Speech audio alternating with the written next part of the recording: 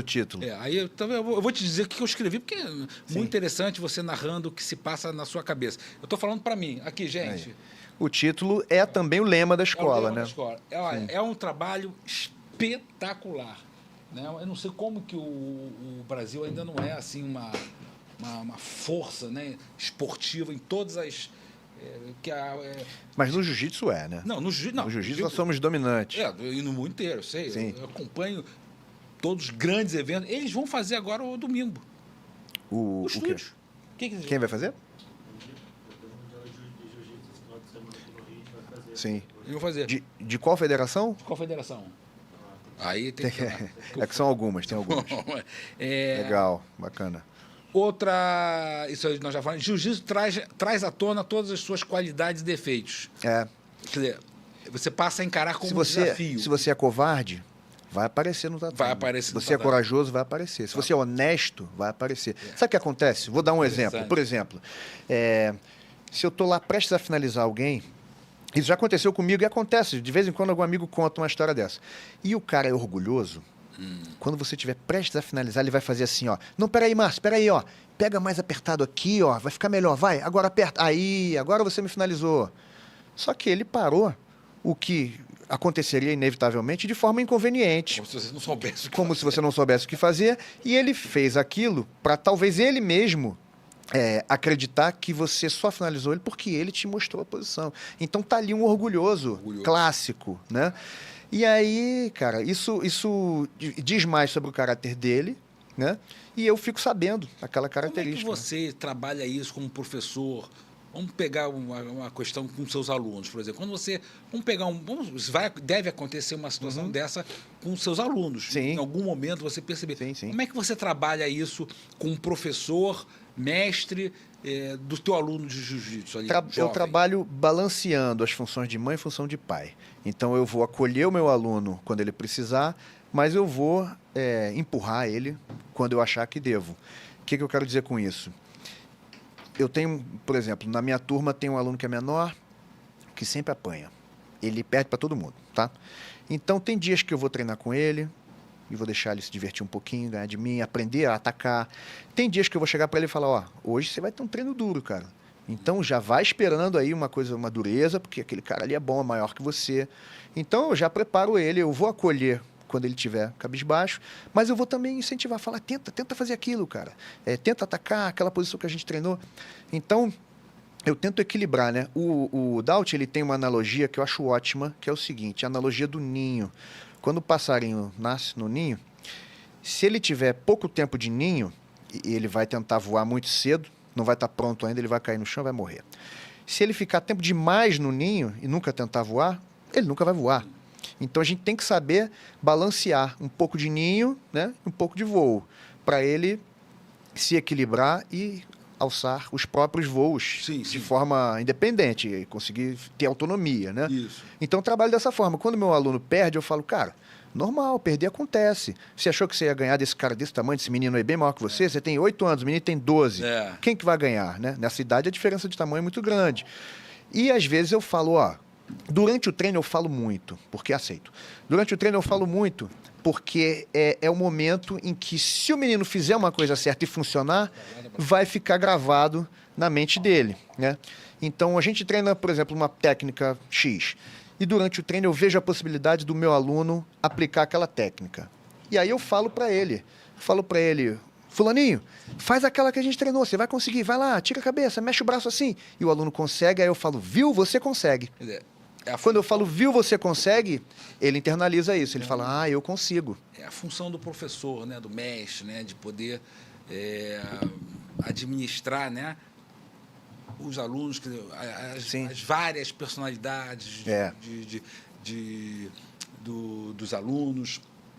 Outra coisa que você fala muito aqui no livro também, e que é muito interessante, porque você fala de como que os alunos, eles vão... O aluno de uma arte marcial, eu vou falar jiu-jitsu, porque é o tema, mas eu acredito que todas as atividades de arte marcial, elas podem usufruir do que você está escrevendo aqui.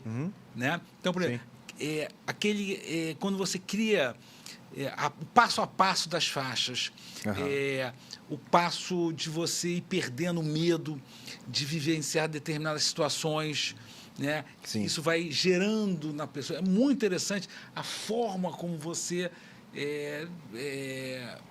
mostra para o leitor como é que esse passo a passo ele é possível, Sim. independente da sua pessoa. Então, tem pessoas que são mais tímidas, podem também usufruir dessa forma. Fala um pouquinho sobre isso. Então, para o tímido, aquela criança que não consegue nem olhar no olho e aquela criança que tem medo de encostar nos outros, o jiu-jitsu e outras artes marciais vão ser muito benéficos, porque você vai ter que tocar nos outros. Você vai ter que abraçar o teu amigo ali, ele vai te amassar no chão e vocês vão se enrolar aí.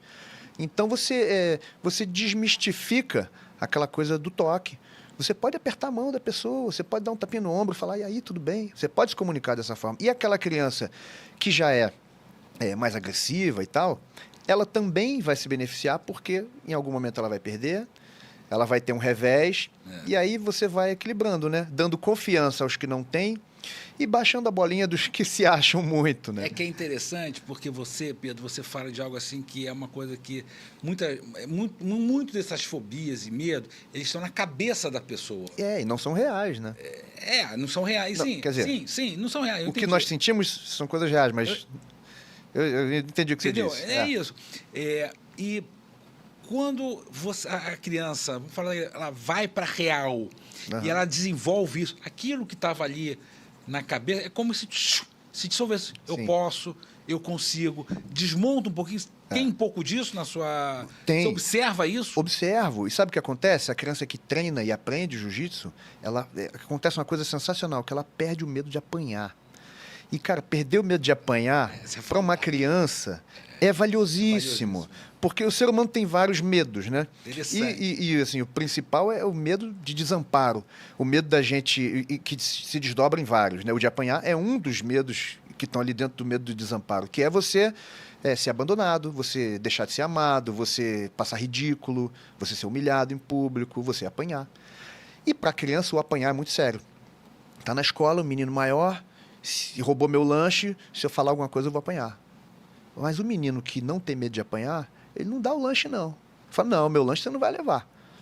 Porque ele sabe que, se precisar, ele sabe se defender. Ele tem um recurso. Então, ele tem o respaldo das técnicas do jiu-jitsu, ele já testou na prática. Talvez ele já tenha vencido um menino maior que ele no treino. Isso. Então, ele sabe botar o menino para baixo, ele sabe se defender, ele sabe proteger o rosto, ele sabe ficar com a base bem equilibrada. Então, ele não tem medo de apanhar. Se ele não tem medo de apanhar, ele olha no olho, ele não baixa a cabeça. Entendeu? Você sabe que isso. É muito interessante isso. Você sabe que... Você vê que eu estava lendo... Eu li todo o livro, né? Tem gente que diz que tem aqueles leitores de capa de livro, né? Pessoal que lê capa. Eu leio, né? Você leu e marcou. Marquei e ainda utilizei a sua técnica, porque teve uma hora, eu estava acabando de ler, eu estava acabando de ler hoje, eu comecei a ler eu busquei o livro semana passada. Aí não deu para ler, mas comecei a ler, determinei, falei, vou ler até o final até antes o dia da entrevista. Aí hoje eu estava ali, aí estava faltando mais 7, 8 páginas. Aí eu falei, não, eu vou dar uma parada agora e depois eu vou ver um negocinho aqui na televisão, vou acabar de... Aí eu pensei, ele está dizendo aqui para você enfrentar isso. Aí eu fui e continuei. Legal. Aí eu mandei ver, quer dizer, porque foi aquele momento ali que eu faço isso. Às vezes eu estou lendo um livro. Todos nós fazemos. Né? Mas ali eu falei que me interessante. Mas eu ia falar o quê? Quando eu fiz judô. Né? Judô é ótimo também. 8, 7 anos, sim. Década de 60, no Clube Asa. É um clube da comunidade judaica. Né? Aqui no Rio? Aqui no Rio, na São Clemente. Na São Clemente. Um clube imenso. Botafogo. Isso na década de 60. E aí me contam o seguinte, que eu perdi uma luta, que eu estava numa final, e aí, ou semifinal, e aí eu imobilizei o garoto desse lado assim. Aí eu falei, pô, esse aqui não é o meu lado, eu prefiro esse lado. Aí quando eu fui levantar para mudar de lado, o garoto pegou e me... Quer dizer... E inverteu a luta. Inverteu a luta. Eu estou falando isso por quê? Porque a leitura, ela às vezes, ela traz a todos nós memórias, lembranças de Sim. coisas Que lá de trás, aconteceram, isso que aconteceram. E eu não sei, essa lembrança ela veio por algum motivo que você estava falando ali de você. Lembrei. Você estava falando que você estava numa luta, que faltava pouco para finalizar, ou o cara ia ganhar por pontos. Sim. E foi isso. E aí você mantém a luta e você consegue vencer aquele tempinho, aquele restinho de oxigênio da reserva. Faltando um segundo. Faltando cara. um segundo. Essa luta foi sensacional. Porque, gente, ele fala 3 segundos, 5 segundos. É muito ali no É muito. Né? Fala um pouquinho sobre isso. Eu achei fantástico. Essa luta eu falo, acho que é no capítulo sobre limite, né? Porque eu conto 2 lutas. Essa que eu ganhei, em que o meu adversário desistiu, foi finalizado faltando 1 segundo. Ele poderia, fisicamente, ele poderia ter resistido mais 1 segundo, ele não ia desmaiar. E se ele resiste e o tempo acaba, ele ganha, porque ele estava ganhando por pontos. Mas ele chegou no momento dele, chegou no limite dele, bateu e eu ganhei. Isso foi um aprendizado para mim, porque, caramba, as pessoas têm limites, né? E eu ali consegui me manter fiel à minha estratégia e o meu adversário não conseguiu. E teve uma outra, que foi uma situação em que eu estava empatado também, e era uma federação em que as lutas, quando terminam empatadas, o juiz não decide quem ganhou. Tem um tempo extra e tem um golden score. Se você fizer 1 ponto, você ganha. E aí, cara, o meu adversário passou a minha guarda. Para quem não entende, eu vou dizer que ele fez uma pontuação, e essa pontuação só seria concretizada se ele ficasse 3 segundos na posição. Então, eu tinha um tempo ali para me ajeitar e recuperar. Consegui. E aí o pessoal de fora começou a falar, vai, faz isso, faz aquilo, torcendo por mim, né? Só que eu já estava morto, Márcio. Eu já estava assim... Sabe quando você está muito cansado e você acha que você não consegue levantar mais um dedinho? Eu já estava além desse limite. Eu já tinha passado o limite que eu achava que eu tinha, né? E aí, por causa desse incentivo externo dos amigos, eu fiz mais uma forcinha e consegui vencer a luta. Eu não achei que eu fosse capaz. Então, naquele momento ali, eu entendi que o meu limite, o meu verdadeiro limite era um pouquinho depois do que eu pensava. São situações, às vezes, banais, do treino, do dia a dia do esportista, que ensinam a você que talvez você consiga mais do que você imagine, né? E o jiu-jitsu tem esse ensinamento. Ao longo dos anos, você vai progredindo, você vai cada vez... No início, você perde muito rápido, né? Você é iniciante, chega na academia, tem outras pessoas mais experientes, você perde muito rápido. Com o passar do tempo, você começa a demorar mais para ser vencido. Depois você começa a vencer os outros. E aí fica nessa gangorra a vida toda. Você sempre ganha ou perde de alguém.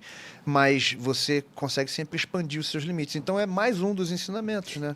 Porque esses ensinamentos... Eu ia te fazer uma pergunta, mas eu não quis te interromper, porque tem pessoas aqui que dizem que eu interrompo muito, então eu estou me controlando um pouco para não interromper. Que nada. O pessoal às vezes se diverte. Mas porque às vezes está falando de uma coisa... Você quer falar uma coisa importante? Eu estou sem caneta, só estou sem papel. Eu esqueci de trazer, então eu tenho que me policiar para trazer.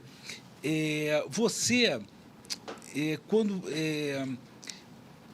tudo isso que você está falando, é interessante que você fala no livro, muito interessante isso, que você pode, na vida, do cotidiano da pessoa, ela vai utilizar as mesmas... Olha o Breno aí, é charado do meu filho, do meu nome. Legal. Bom. Obrigado, filho. Meu filho chama Breno. Beijo, meu filho. Está lá em São Paulo, Lorena. Vem hoje, vem amanhã de manhã. Você pode utilizar na vida, né? Na vida. Porque o processo de desenvolvimento da luta, você me corrija, por favor. Sim. Ele é muito parecido com o processo de um cara recém-formado, entrou para uma nova empresa.